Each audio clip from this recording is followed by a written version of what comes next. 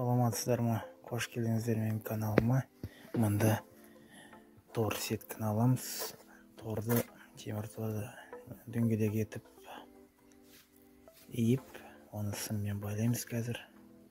Бұл біздерге құстарға банаға мал етінен қалған іш май, шиек, соларды салуға арналған азық, құстарға арналған. Құстарға қамқорлық жасаймыз. Құстарға азық табу қиын, сондықтан да осы жұмыртқаларға көмек ретінде осыған азық қойып қоямыз. Оны үлкен құстарға алып ұшып кете алмайды. Арнайы сол үшін жасалып отыр. Тордан оны теректің үстіне іліп қоямыз. Видеомды қарап соңына дейін түсінесіздер қалай жасалатыны. Жерін бәрін қысқашпен бана жалғап бұраймыз.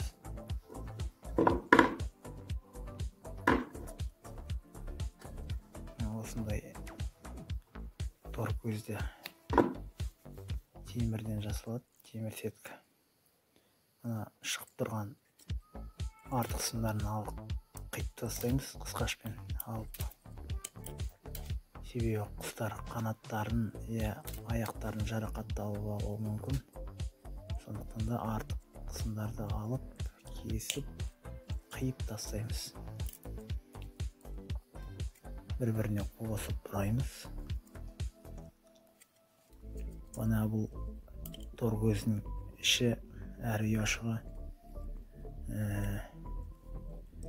1,5 сантиметрдан.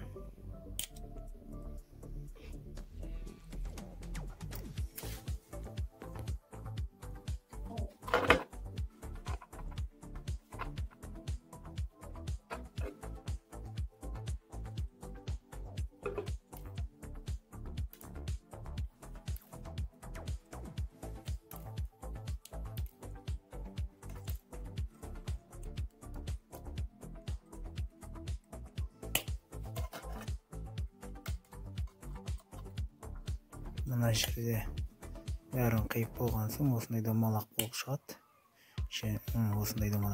Сосын түбіне осындай сетка жапсырамыз.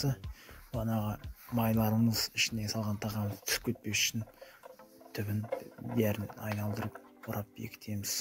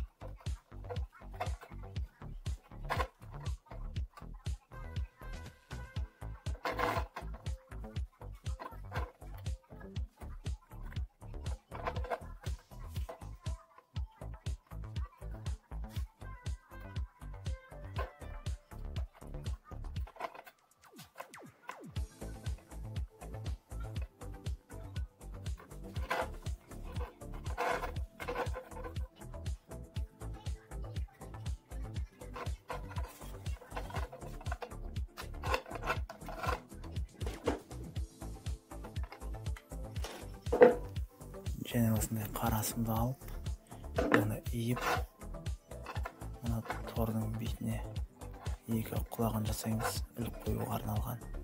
Бұл екі құлағы болады. Онда қысқашпен бұрап, мықтап, түсіп қалмайтындай етіп, жақсы етіп бұраймыз. Бұл дейтін әрі ашылып жабылатын қақпағы сияқты болады.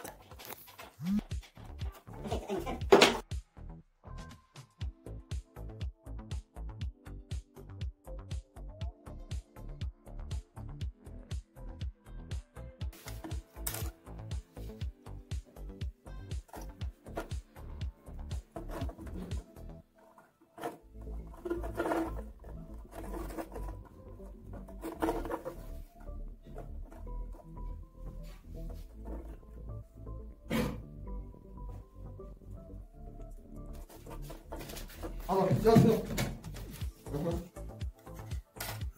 арасынан біздер ілгіш ілетін жасаймыз. Карабин дейді ғой, карабин сияқты етіп ана иіп, мынаны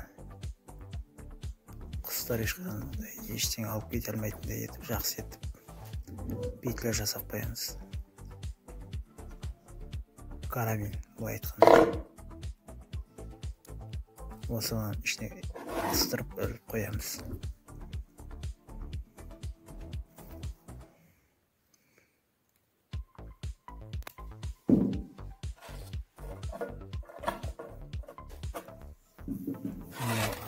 Ағаш даламызды. Бұл ағаш бізге керек. Ішмай жайып, осыған ағашты ораймыз. Орап аламыз да, сосын жақсылап орап салып, ішмайды осы ағаштың сыртына ораймыз.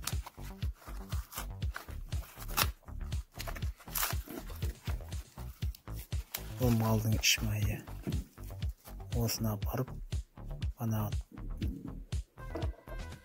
темір тор көзге саламыз.